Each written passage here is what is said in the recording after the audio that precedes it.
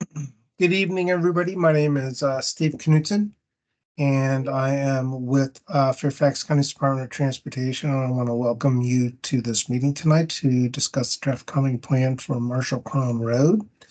And we can start with introductions. And tonight from FCDOT, we have Benaz Rove, we have Grace Vaughn, and Nicole Machakwe. And from the Salute District Supervisor's Office, we have Mike Coyle joining us. And if any of the community task force members are logged on to tonight's meeting, they can introduce themselves before the Q&A following the presentation. Mike, do you have anything that you would like to say before we start the slideshow? Thanks, Steve, and I'll just be brief. I just want to welcome everyone to tonight's traffic calming meeting for Marshall Crown Road, where our county's Department of Transportation will show the proposed plan. And I just want to just kind of as a little bit of a recap, the Fair Lakes Crossing HOA had reached out to Supervisor Smith's office in June of last year and requested a review of the roadway to see if that met the criteria for traffic calming. And subsequently, the county's Department of Transportation went out and did a speed study, and the roadway did qualify. And then since then, our office with the county's Department of Transportation has been working with the task force to develop the proposed plan that you're going to see tonight. And so I'll just turn it over to Steve and FCDOT for tonight's presentation. Okay, I think it's Benaz who's going to run through the slides for us. So Benaz, if you are ready, you can go ahead and start the presentation. Sure. Thank you, Steve. Good evening, everyone. Welcome to the meeting, and thank you all for joining us tonight. We are going to discuss a traffic calming program for Marshall Crown Road. So please note that this session is being recorded and may be shared on social media. Please hold all questions until the end of the presentation, and the instruction for how to ask your question will be provided after the presentation. So today we are here to explain the traffic calming process, provide an opportunity for community feedback, and answering any question you all may have. So we begin with what traffic calming is. Traffic calming is generally the installation of physical devices to reduce vehicle speed. These devices can be either vertical or horizontal. Vertical devices are driven over, such as speed hump, showing up to the left top of the screen, while horizontal devices are the ones that are you drive around it, such as raised median island that you can see on top right of the screen. And both types of devices make the road safer for both drivers and pedestrians.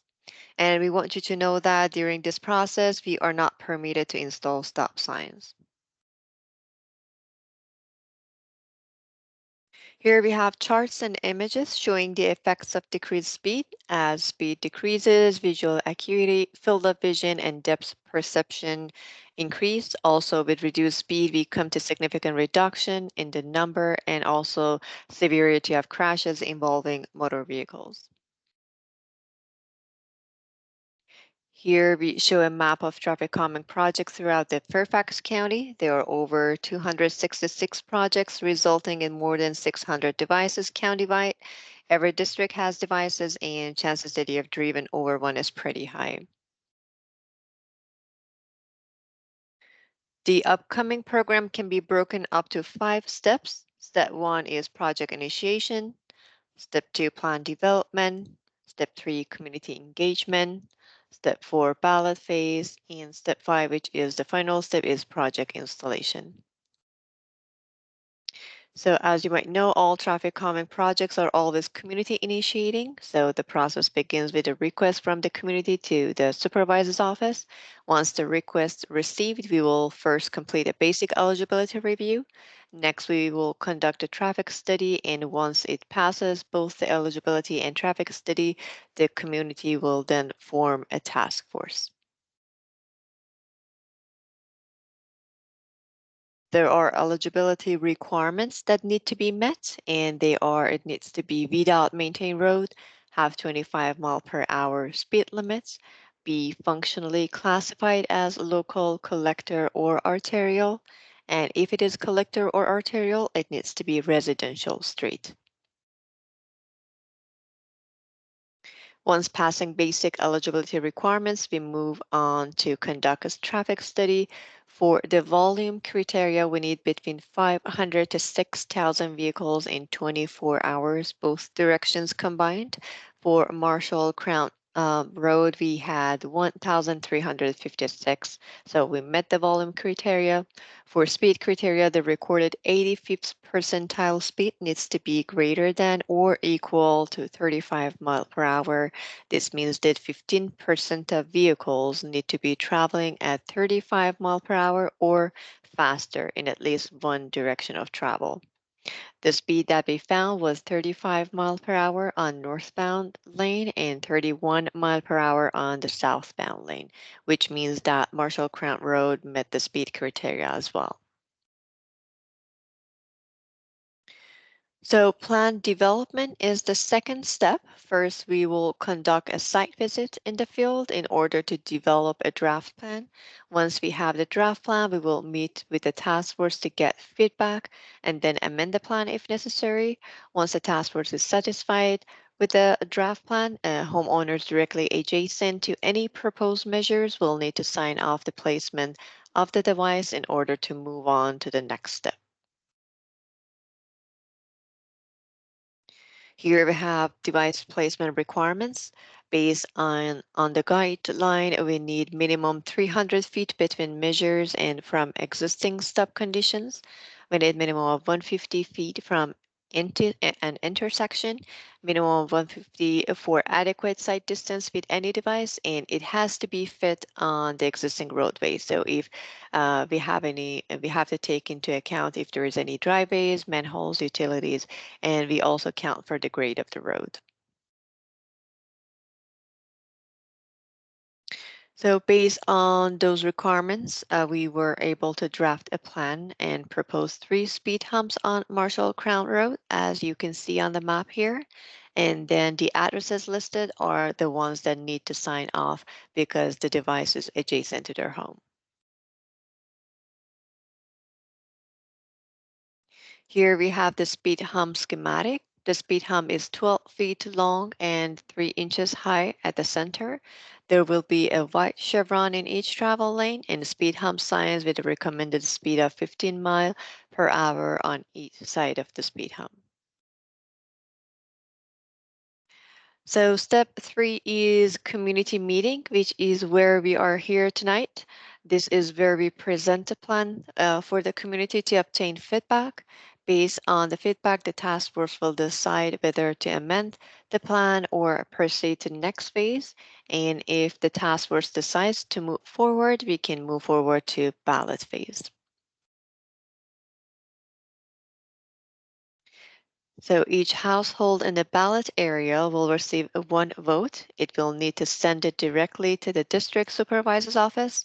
The ballot period will be open for a minimum of 3 weeks, and supervisor's office will tally the votes and notify task force of the results. Here we have an example of a ballot. The proposal devices will be listed on the ballot and the community will be voting for the entire plan.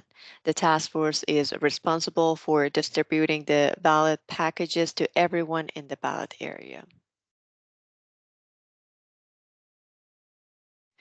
And there are 3 ways to return your ballot by the deadline. One way is that you can mail the ballot. You can also hand deliver to the supervisor's office, or you can email it to the supervisor's office. Please do not return your ballot to the task force, and please use one of the methods listed above. So here we have the ballot area for the Marshall Crown Road. There are 154 ballots, and in order for the proposed plan to move forward, we will need greater than 50% of all households to vote in favor. So we will need 78 yes votes in order to move forward. And if we get to the required number of yes vote, we can move on to step 5, project installation. And here is the final step. So traffic calming plan will be presented to the Fairfax County Board of Supervisors for endorsement, and the resolution will be sent to VDOT. FCDOT will work with Department of Public Works and Environmental Services to schedule installation. And finally, the traffic measures on the plan will be installed. Here is the end of the presentation. Thank you so much for your attention. We go to Q&A section. So we're going, for this section, we have 2 options. You can chat or you can speak. Once the chat item is activated on Teams, you can use it by typing your question. And if you want to speak, please click on raise your hand icon so that you'll be unmute once it's your turn. And if you're on the phone, please push *5 to raise your hand. And when it's your turn, the host will call on you to ask your question. You need to push *6 to unmute. And after you're finished, please push *5 to unraise your hand. Thank you so much.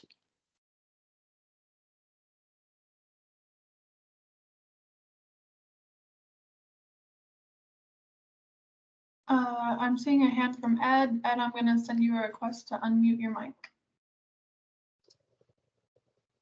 Hi, good evening, everyone. Good evening. I'm kind of leading the opposition to this plan, so I just wanted to tell you that up front, so you don't get any, you're not surprised. Okay. In front of me, I have a document by the Virginia Department of Transportation Traffic Engineering Division called Traffic Calming Guide for Neighborhood Streets. And it's not an FCDOT, it's a VDOT document. But it's a very interesting document, and it goes through a large number of possibilities for traffic calming, one of which is speed humps. Yet in our previous meetings, all of the things that are less intrusive, for instance, that are in this VDOT document have been were rejected by FCDOT as you don't do or impractical or something like that. And I wanted to make a comment that I disagreed with that approach of FCDOT, that I think we should broaden our possibilities of traffic calming. I'm in favor of traffic calming. I just want you to know that. But I am not in favor of speed humps as the first traffic calming measure. Now, I do have a couple of questions for you. Beyond that comment, you mentioned that you had installed 266 different neighborhoods with 600 devices. I assume those were speed humps. Do you have any data on the reduction of auto pedestrian crashes based on the before and after in those neighborhoods? The information that I have, that I've looked up on the internet, was that there is in fact no decrease in accidents with the installation of speed humps. But given that you have so many devices in so many places, you must have done a study on their effectiveness, showing the number of accidents before and after each speed hump was installed. And that was my first question, is do you have that data? Well, we don't need to collect crash data to qualify for the program. So the devices are developed and implemented to reduce the operating speeds of vehicles. So the qualifying criteria that we need to meet is speed and volume, as I think Banaz had mentioned before. And that is the data that we do collect prior to qualify for the program. And when we get an opportunity, we'll go out and try to collect follow-up data, which I can't say in every instance is showing a reduction in speed where the road wouldn't qualify again for the program, but we generally show if the devices are, placed appropriately, that we are seeing a reduction in speed where roads aren't qualifying again for the program. So they're not necessarily taking everybody down to 25 miles an hour, but they are getting that 85th percentile speed down below that 35 mile an hour qualifier. Okay, so the interesting thing is I did do some research on the effectiveness of speed humps in reducing average speed, which is, in this particular terminology, 50%. 50th percentile, right? That Right. would be the median speed, but they say average, which could be different. I found no data on whether it changes the 85th percentile speed. Now, the interesting thing is, as a scientist, I would like to see the data. So you have a total volume of 1,356 and the 85th percentile speed northbound and southbound. So would it be possible for me to get the actual data? And the data would Yes. consist of Yeah. time of day, northbound or southbound speed in a spreadsheet that I could look at myself. Is it possible for me to get that?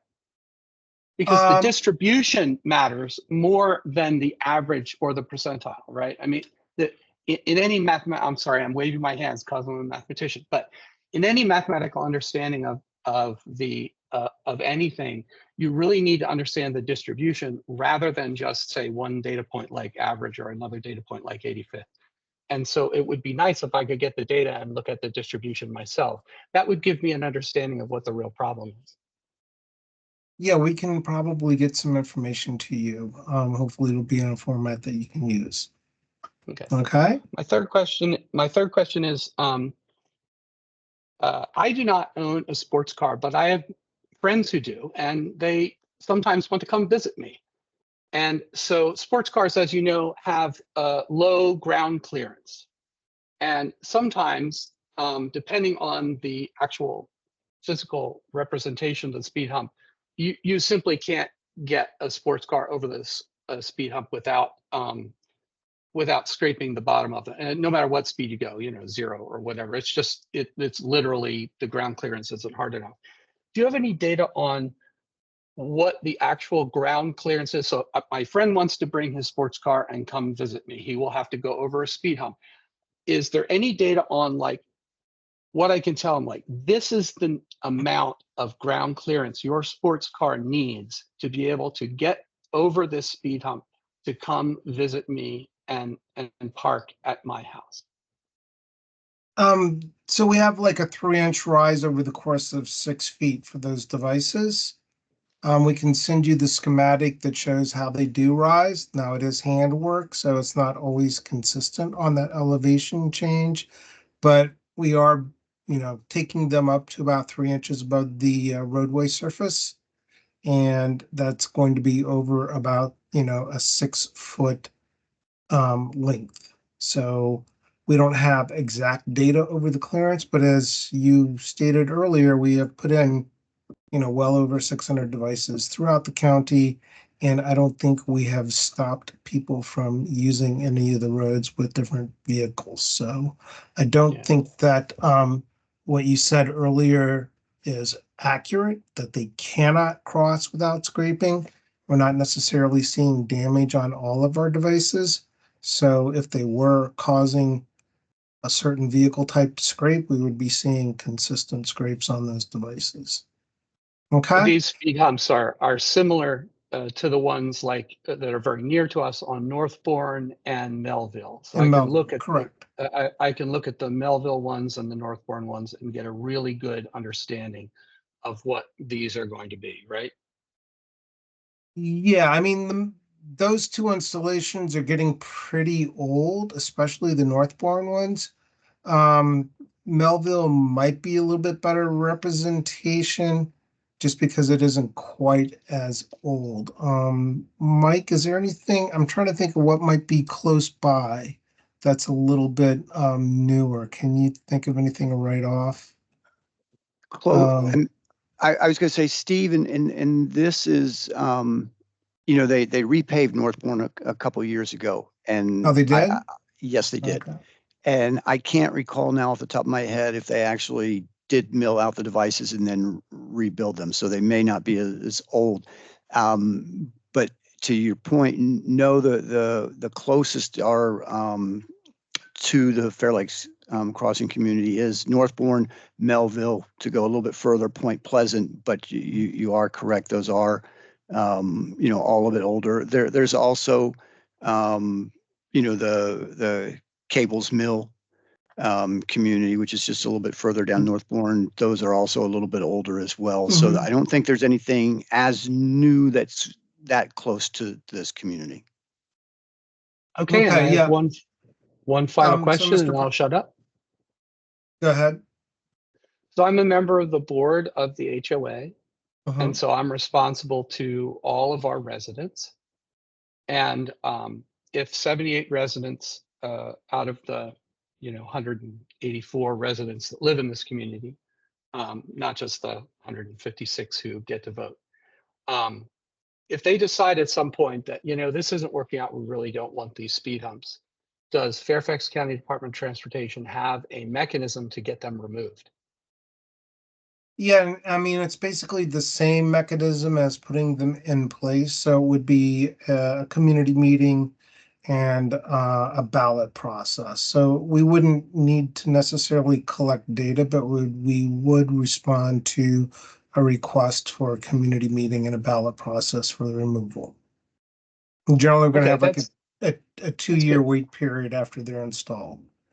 Okay, 2-year wait, got it. Okay, I appreciate that. Those are all my questions. Thank you very much for talking to us tonight. All right, have a good evening.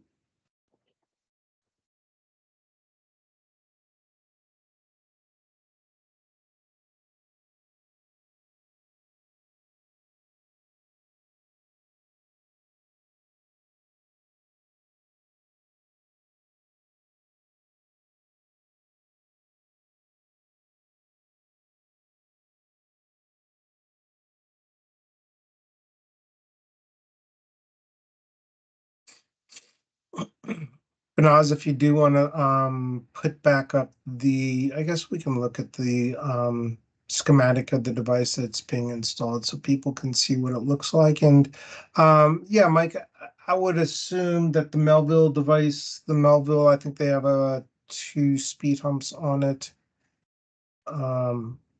Should be fairly close to what we're trying to install.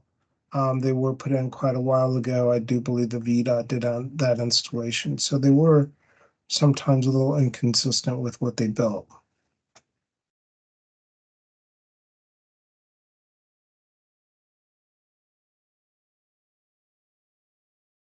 And then also, as Banaz had stated earlier, after this meeting, the task force should probably get together and make a determination if they want to go ahead and go to the ballot process, or if they might want to modify the plan or stop the process entirely. If they do want to go ahead and go to the ballot process, they can just let the supervisor's office know. They can reach out to Mike Coyle, and we will get the templates for the task force to work off of to put together those ballot packets.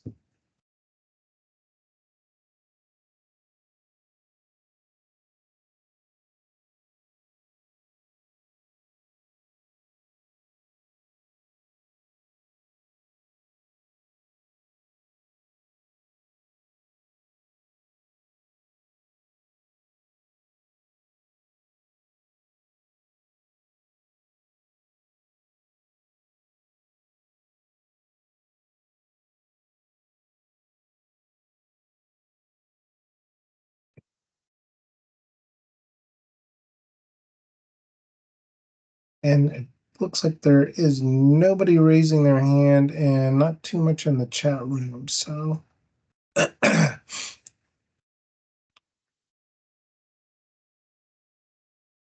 again, as Banaz had pointed out during the presentation, there are 3 methods to returning a ballot for the person that's receiving the ballot and trying to submit it.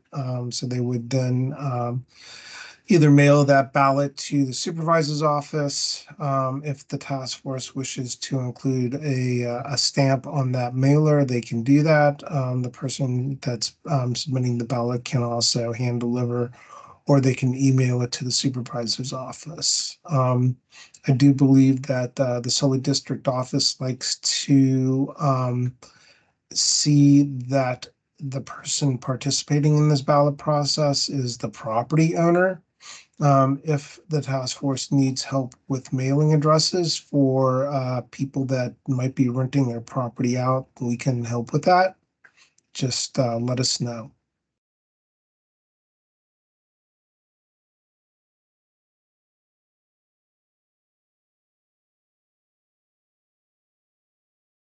And Steve, I just want to expand on one part of the balloting area so the folks in attendance know, is so that when the ballots come into Supervisor Smith's office, and again, we do the tabulation and we're considered the impartial party. And so we would then do the tabulation, and then we would let both the task force and the county's Department of Transportation know the results. And if the results are not in favor of the plan, then we're done. If the results are in favor of moving the plan forward, then with the notification to the county's Department of Transportation, they work through, I'll say, behind the scenes to in the process they have to go through so that this item would come before the Board of Supervisors, and they would vote on it as an administrative item so that it would move forward to installation. And then, as stated earlier in the meeting, that the county's Department of the Department of Transportation works with the county's Public Works Department for the installation of the devices.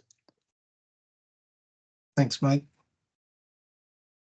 And we do have up on the screen right now an informational slide that shows contact information for both FCDOT and for the Sully District Office. So if anybody does have any questions afterward, they can email those questions to dotinfo@fairfaxcounty.gov and put Marshall Crown Road traffic calming in the subject line. Or they can call 703-877-5600 and ask to talk to somebody about the Marshall Crown Road traffic calming project. Again, if you would like to reach out to the Sully District Supervisor's Office, that email address is sully@fairfaxcounty.gov.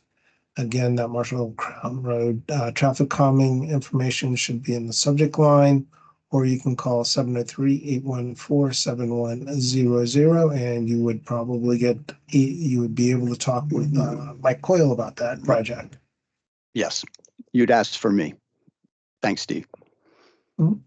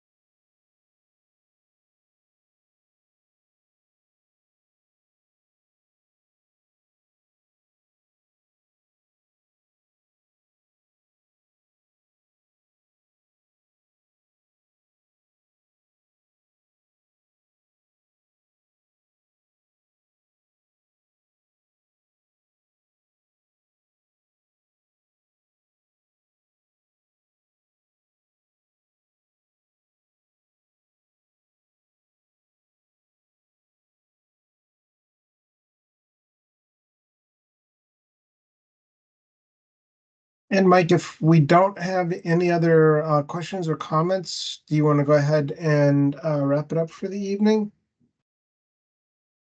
We can keep it open for a few minutes, but Sure. I'll just say again, I thank everyone for participating and attending the meeting. And so again, the contact information is on the screen. If anybody has any questions, both the county's Department of Transportation and our office are more than happy to answer them.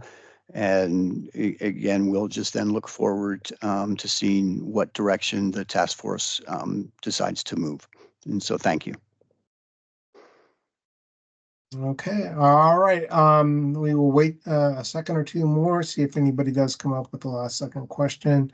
If not, we will go ahead and end this session for this evening, and we can all start the rest of our night.